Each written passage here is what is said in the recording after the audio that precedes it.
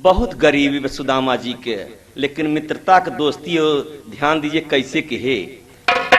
हाय श्री कृष्ण कर मित्र सुदामा मिलने के गए एक बार। घर का गरीब रहे सुदामा खाने के नहीं मिले यार। एक दिना नारी ऋषियानी श्री कृष्ण जी मित्र तोहार। मिल जाई के मित्र से अपने भिक्षा मांग हाथ पसार। कहे सुदामा जाए द्वारिका कौन सहावे उनको भार। भीख मांग के भोजन करावई रहबई अपने कुटी मझार। कहा न माने नारी नगीना रोज रोज करती तकरार। हुई गला न सुदामा के मन भई द्वारिका के तैयार। खुशी भई औरत उनकर चाउर लाइन मुट्ठी दो चार। लाइके चावर चले सुदामा पहुंच गए तर कृष्ण द्वार। पहरा पर तरा फाटक पर रोक दिया तो पहरेदार।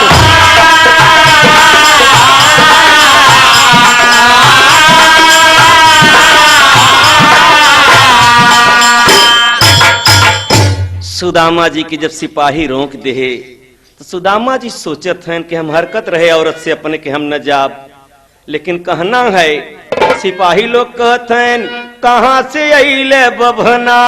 पहरेदार कहा उस बार कहाँ से अइले बभना। पहरेदार कहा उस बार कहाँ से अइले बभना। पहरेदार कहा उस बार कहाँ से अइले बभना।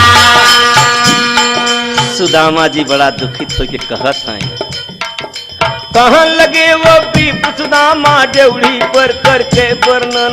नाम हमारा विप्र सुदामा द्वापर देश में खास तन। हम गुरु भाई श्री कृष्ण कर पढ़े साथ में मनमोहन। खबर जना है देव मोहन के करने के आए दरबार।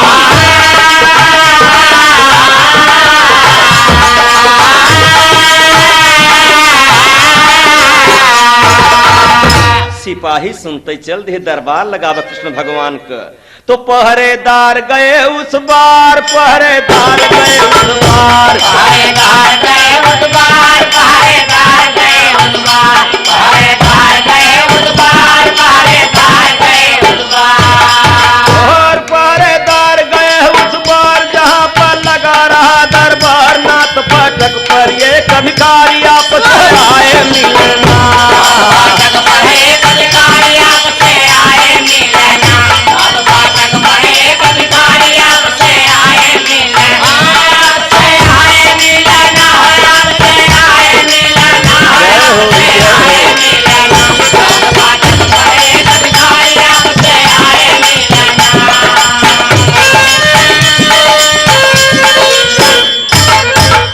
दरबार चलता, विचार चलता। सिपाही पहुंच गए महाराज। दुर्बल अंग हीन वस्त्रों से कुबरी लिए टहलते हैं। दुर्बल अंगहीन वस्त्रों से कुबरी लिए टहलते हैं। भिख मंगा कर भैसनाथ जी नाम आपका रटते हैं। बालेपन की प्रीति बताऊं भीतर यान में डरते हैं। कहत मेरा नाम सुदामा द्राविड़ देश में रहते हैं।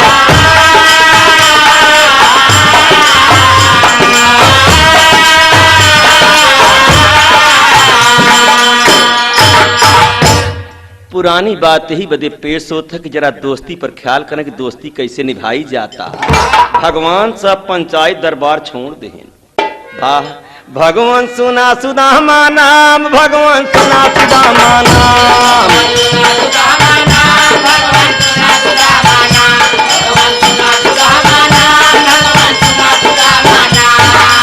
और भगवान सुना सुदामा नाम छोड़ के चले सिंहासन श्याम। हाय सब देखी रूप अभिराम छूट गए तन की भावना।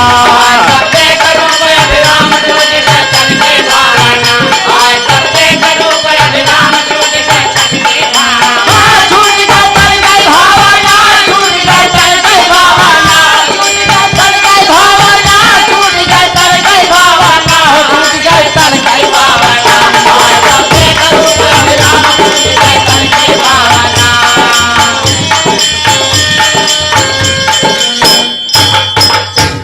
सुनने वाले मित्र भगवान स्वयं चल दे। धाय मिले घनश्याम अंग भर सुदामा के गिरे चरण। बारे दोस्ती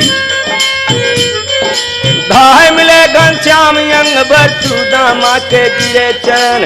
अरे मित्र क्या दशा तुम्हारी प्रेम नीर से भरा नयन। देखी दशा बचपन की मित्र की ही भरी रोम जदुनंदन। कृष्ण सुदामा मिलन बड़ाई शायर कवन करे वर्णन।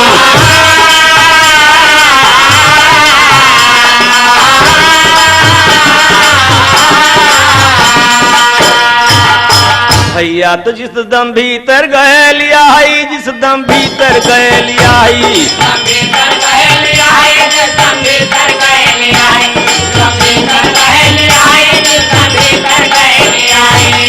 और जिस दम भीतर गए लियाई चंदन चौकी पर बैठाई लाई ने प्रेम से नाथ मित्र कर दो चरना।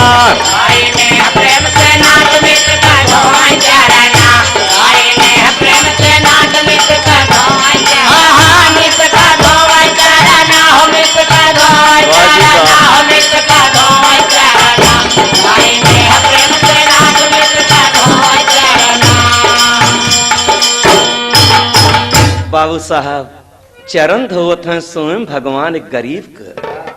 चरण धोए चरना मृतलीना महलों में छिड़काई। एक बात यहीं पर आप लोग और समझ लीजिए, चरना मृत होता है जब किसी महापुरुष का चरण धोआ जाता, तब किसी महान दोस्त का। चरण धोए चरना मितलीना महलों में छिड़काई जी। बूंद बूंद प्रसाद लिया सब कोई शीश चढ़ाई जी। कर पूजा सत्कार विप्र के खटरस पा गजवाई जी। पलंग के ऊपर शयन करा के अपुआ चरण दबाई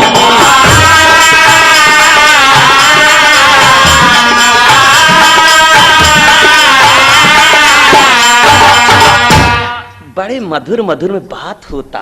दूनो जने लगे बतियाई, दूनो जने लगे बतियाई।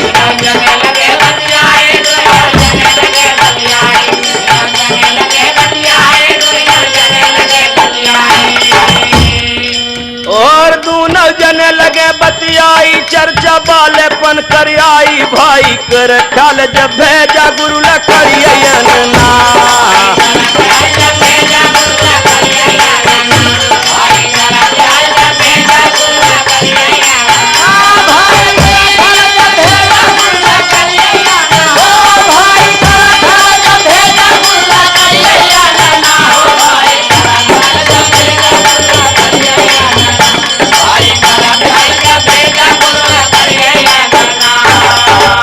बाबू साहब बड़ी बारीकी चर्चा होता कि एक समय में गुरु महाराज जब मास्टर भेजे लकड़ी तोड़ने के लिए, तो आप चना चबात रहे। हम पूछा भैया का खाते है, तो कहे मारे ठंडक के मारी हमार दांत किटकिटाता।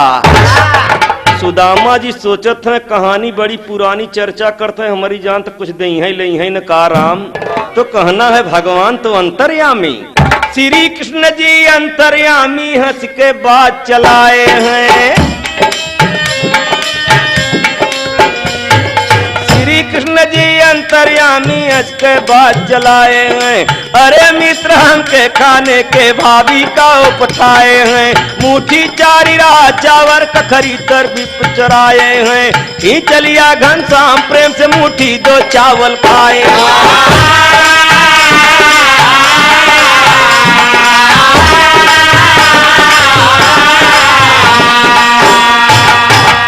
कन्हैया पाँव मिजत के मिजत तब से जबरदस्ती दुई मुट्ठी चाउर छोड़ के जब खात हैं, इतने में रुक्मिणी देखत हैं। तीसरा मुट्ठी जब खाए के चक्कर पर तब रुक्मिणी से नहीं बर्दाश्त होता। जब तीसरी का किए विचार, जब तीसरी का किए विचार,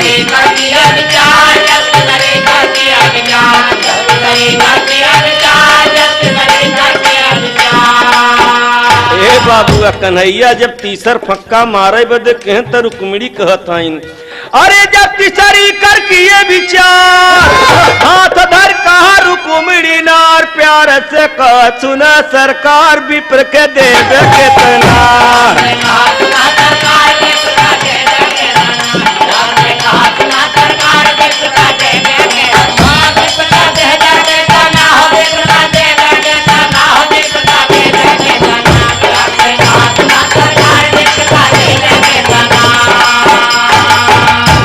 अरे मालिक दो मुट्ठी खाए पर दो लोग कमाया पहुंचत रातों रात कारीगर सोना चांदी धन दौलत नौकर चाकर हाथी घोड़ा सब पहुंचत हैं और यार सुदामा जी के मन लटक गवा के मार रास्ता के चाउर ले रहे छोड़ के खाएं द कन्हैया तो कन्हैया कहत है कि मन लटक गवा भैया कहत हैं करे मधुरी जबानिया से अरे देखले कन्हैया भैया बोलन भैया बोलन कैसे बाटी भाऊजी हमार भैया बोलना कैसे बाटी भाऊजी हमार भैया बोलना कैसे बाटी भाऊजी हमार भैया बोलना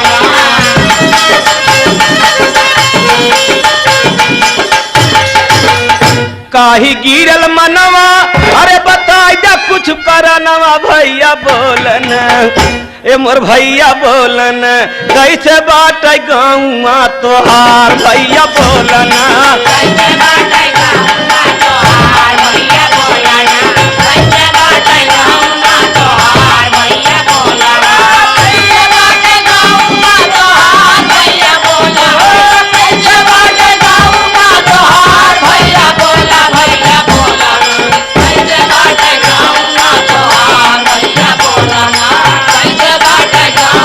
तोहार भैया बोलना अरे धरी था चरणवा गलती माफ करा बीरानवा भैया बोलना कैसे बाट कुल परिवार भैया बोलना कैसे बाट कुल परिवार भैया बोलना कैसे बाट कुल परिवार भैया बोलना माधुरी जबानिया से पूछल संवरियो रम बोल ओ बबुआ भैया बोलन कैसे बाटी भाऊजी हमार भैया बोलना कैसे बाटी भाऊजी हमार भैया बोलना कैसे बाटी भाऊजी हमार भैया बोलना कैसे बाटी भाऊजी हमार ओ कैसे बाटी भाऊजी हमार भैया बोला भैया बोला कैसे बाटी भाऊजी हमार भैया बोलना कैसे बाटी भाऊजी हमार भैया बोलना सुदामा जी बड़े झटका में कहे सब ठीक बा हम जात है कन्हैया कहे जा सुदामा सोचत है एको आखर नहीं रोकत हैं तो करिए स्नान ध्यान पूजा कर कहा सुदामा ते अवसर अरे मित्र तू विदा कर हम जाबई अपने ग्राम नगर विदा किया घनश्याम सुदामा गए द्वारिका के बाहर खैर हुआ कछ मांगा नहीं अपने दिल में कर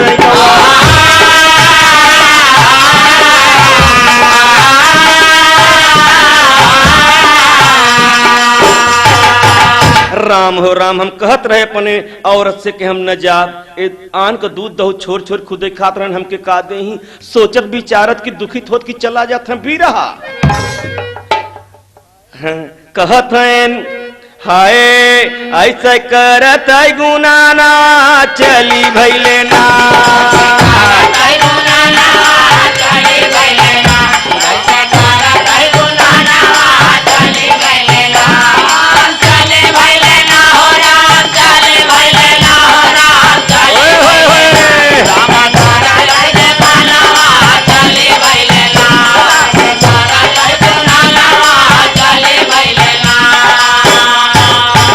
सुदामा जी यही विचार करत चला जाथन हम जानत हई सब दिन चोरी किहन बिरज में खाएं दही चोराई दही चोराई हो रामा खाएं दही चोराई खाएं दही चोराई हो रामा खाएं दही चोराई अरे ते का मैदानिया बन के करी है मोर विदाई ऐसे सोचई अपन माना चली भैले ना अपने माना चली भैले ना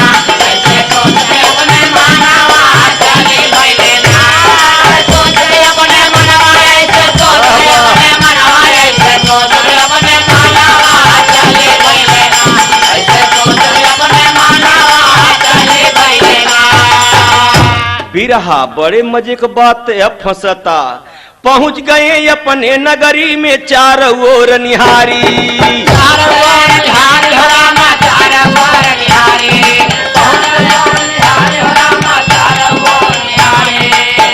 अरे बाप रे बाप, पता नहीं कहाँ का जबरदस्ता राजा आए कि बिना पूछे जांचे हमार कुरिया मड़ई हटाए के सुंदर से मकान बना लिया, इतनी अच्छी कोठी बना लिया। सुदामा जी रोवत हैं बिरहा। पहुंच गए अपने नगरी में चारों ओर निहारी। कहा यारे विधाता ही का कैला, अरे का भाई कुटी हमारी, ये कौन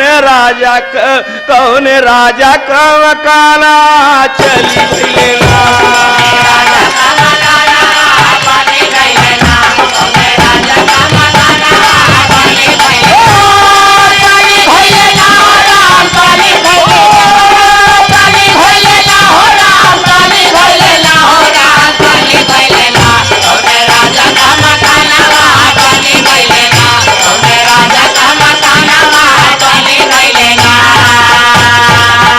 सुदामा जी रोवत हैं, चारों तरफ मकान का घूम कुटिए कुटी पुकारी। कुटिए कुटी पुकारी हरामा, कुटिए कुटी पुकारी, कुटिए कुटी पुकारी हरामा, कुटिए कुटी पुकारी। सुदामा जी रोवत हैं, हमार मड़ई हमार कुरिया हमार कुटी का हो गए राम। एक विपत है ये, लेकिन दूसर विपत और बाप। सोचत हैं चारों तरफ मकान के घूमे और मड़ई मड़ई पुकारी। ये भगवान कुटिया तो हमार भले गायब हो गई, लेकिन का हो गई मोरी नारी। देखा विधना का लिखाना चली भैया।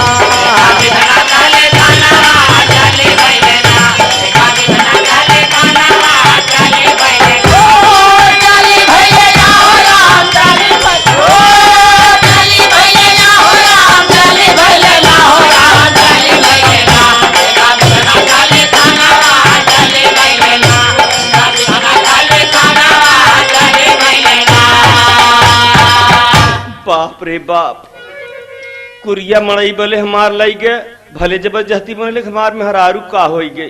सुदामा जी रोवत हैं, सुने वाले दोस्त काहे न रोवई। जवानी बिना मेहरारू को बीत सकत, लेकिन बुढ़ाई नहीं बीतत बाबू। बुढ़ाई में बुढ़िया के जरूरत पड़त, बिना बुढ़िया के सेवा कोई कई नहीं पावत। तो औरत श्रृंगार करता।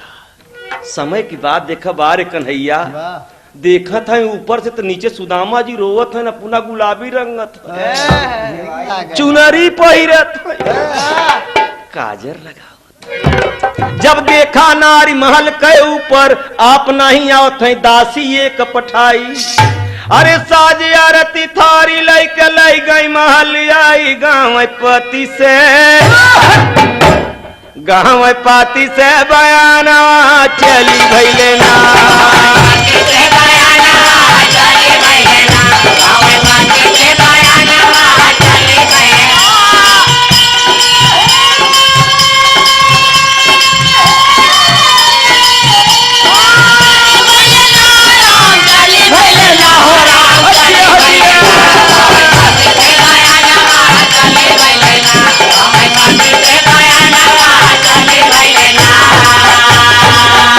सुदामा जी डरात है, नौकरानी कहे महाराज ये आपका मकान है। हाँ मेरा मकान तो नहीं है, कहे चल भीतर तो चल पहले।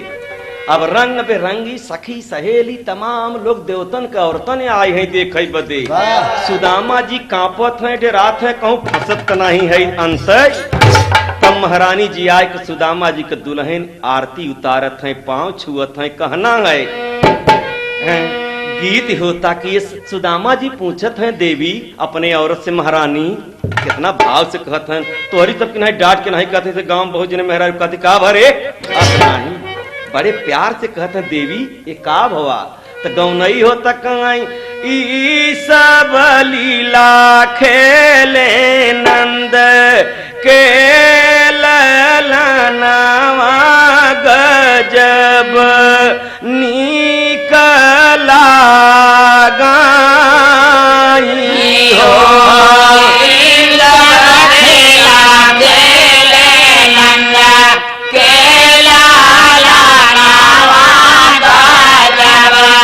नी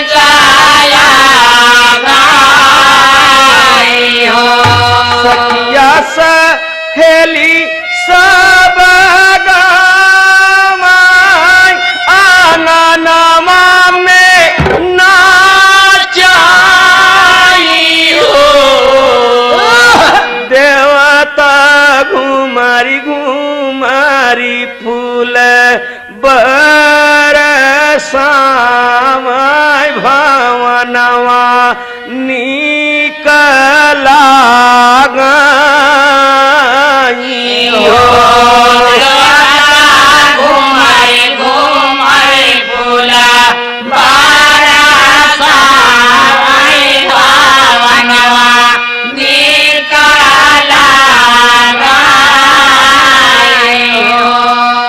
गाना बजाना होता सुदामा जी के जब नींद लागत तो लोग कहते हैं जगाए दे कहे तो काल्हे के आए हैं जगत ही नहीं कहे का कहीं गोइया सजमाई के सोवाई मोर दूल्हवा जगाए नाही जागई बोलाए नाही बोलाई हो गोइया सजावई का सोई मोर दूल्हवा जगाए नाही जागई बोलाए नाही बोलाई हो। सुदामा जी जब जागत हैं तो एक नई बहार आवता अरे सब जय जयकार बोला कान्हैया का गुना गावै सांवरिया का गुना गामाई हो हे तरनिया चरे से बेनिया डोलाव गजब निकल गई हो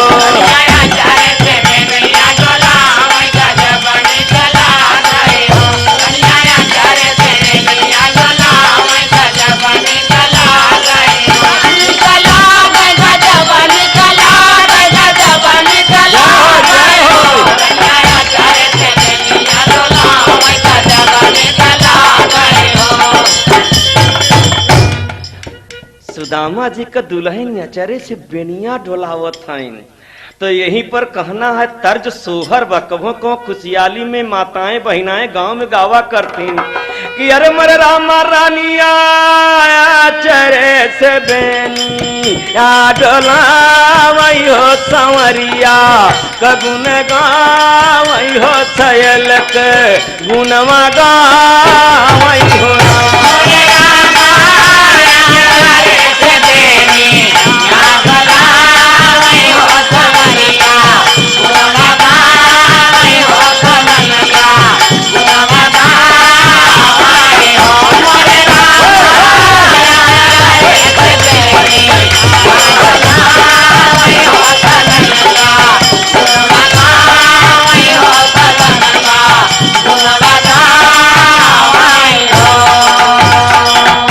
वाले दोस्त समय बदल गई गीत गाँव नहीं होता कर्त कहाँ है सुदामा जी के दुल्हन अरे मर रामा रनिया रही रही पिए री रंगावई अरे राम चूना री रंगावई हो सकिन के पाहिना वही होना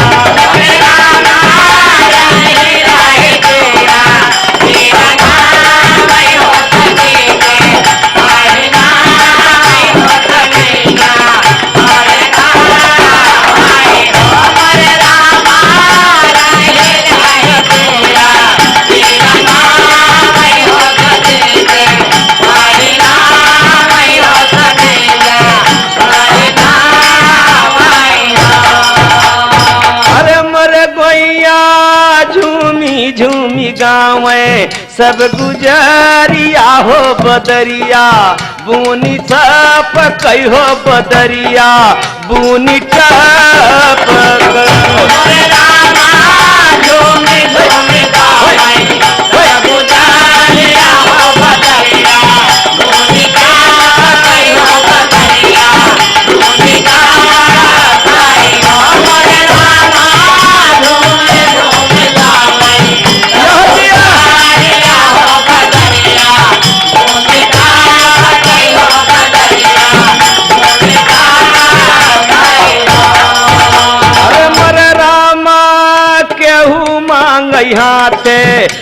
कंगनवा केहू नाके क झुलनिया केहू नाके क झुलनिया।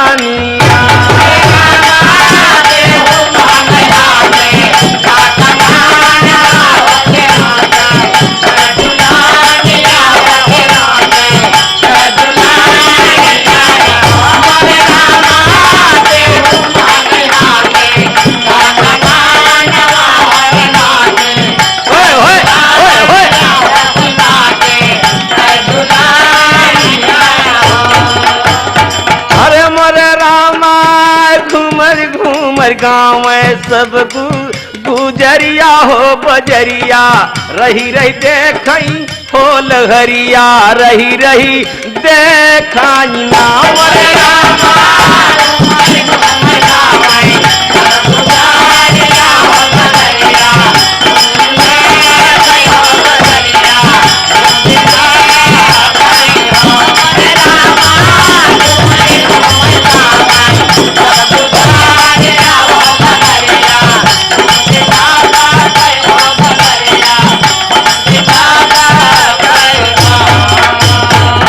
सुनने वाले दोस्त कन्हैया आए सारा खेल देख कर चला गए तो लोग गौनई में गाए कहे कैसे बोला कहे बसूरी के धुनी में बोलाए रे मोरे कृष्ण कन्हैया।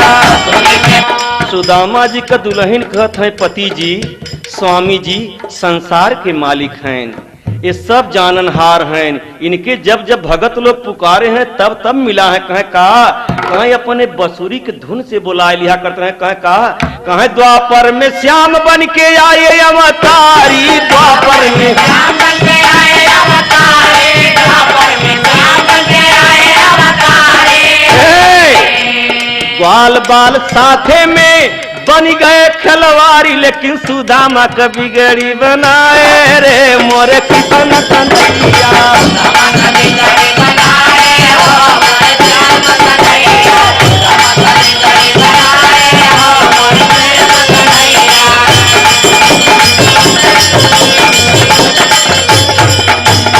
अरे हाँ कौरव अभिमानी का मिटाए अभिमनवा और द्रौपदी के चीरिए बढ़ाए रहे सबके समनवा यही ते हैं पांडव से राज करवाए रे मोरे कृष्ण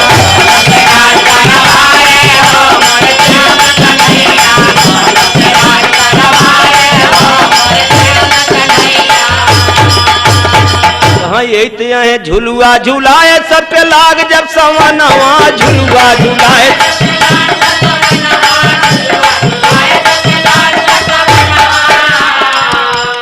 गीता यही दोहराए रे मोरे कृष्ण कन्हैया।